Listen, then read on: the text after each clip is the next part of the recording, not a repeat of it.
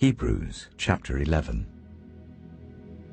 Now faith is confidence in what we hope for and assurance about what we do not see.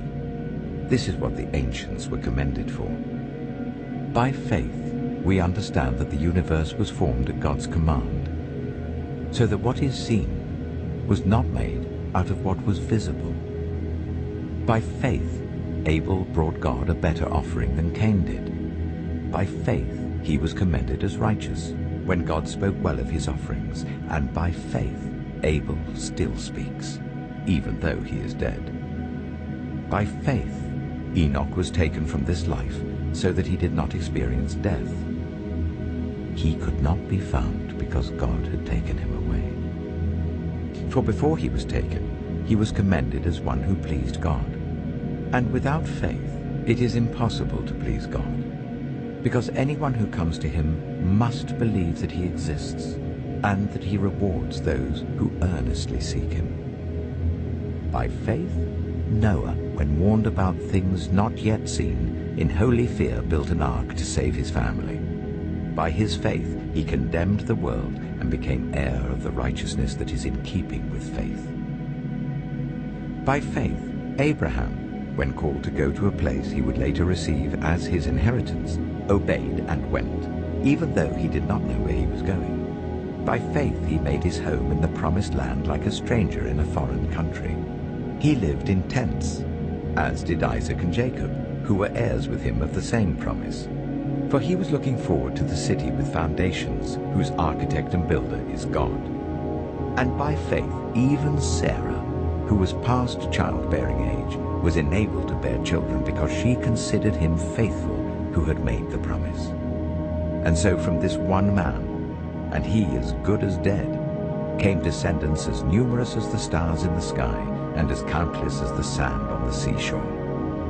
All these people were still living by faith when they died. They did not receive the things promised. They only saw them and welcomed them from a distance, admitting that they were foreigners and strangers on earth.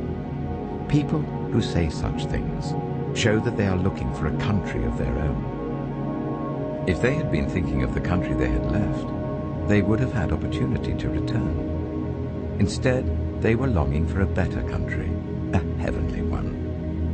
Therefore God is not ashamed to be called their God, for he has prepared a city for them. By faith, Abraham, when God tested him, offered Isaac as a sacrifice. He who had embraced the promises was about to sacrifice his one and only son, even though God had said to him, "It is through Isaac that your offspring will be reckoned." Abraham reasoned that God could even raise the dead, and so, in a manner of speaking, he did receive Isaac back from death. By faith, Isaac blessed Jacob and Esau in regard to their future. By faith, Jacob, when he was dying, blessed each of Joseph's sons and worshipped as he leaned on the top of his staff. By faith, Joseph, when his end was near, spoke about the exodus of the Israelites from Egypt and gave instructions concerning the burial of his bones. By faith, Moses' parents hid him for 3 months after he was born, because they saw he was no ordinary child, and they were not afraid of the king's edict. By faith, Moses, when he had grown up, refused to be known as the son of Pharaoh's daughter. He chose to be ill-treated along with the people of God, rather than to enjoy the fleeting pleasures of sin. He regarded disgrace for the sake of Christ as of greater value than the treasures of Egypt, because he was looking ahead to his reward. By faith he left Egypt, not fearing the king's anger. He persevered because he saw him who is invisible.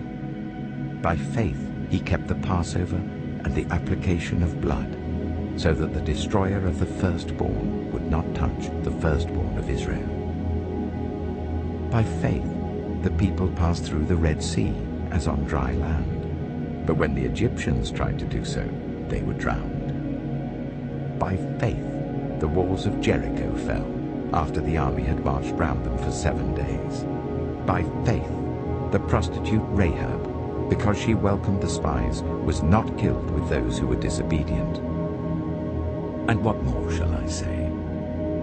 I do not have time to tell about Gideon, Barak, Samson, and Jephthah, about David and Samuel and the prophets, who through faith conquered kingdoms, administered justice, and gained what was promised, who shut the mouths of lions, quenched the fury of the flames, and escaped the edge of the sword, whose weakness was turned to strength, and who became powerful in battle and routed foreign armies. Women received back their dead, raised to life again. There were others who were tortured, refusing to be released, so that they might gain an even better resurrection. Some faced jeers and flogging, and even chains and imprisonment. They were put to death by stoning. They were sawn in two. They were killed by the sword. They went about in sheepskins and goatskins, destitute, persecuted and ill-treated. The world was not worthy of them. They wandered in deserts and mountains, living in caves and in holes in the ground.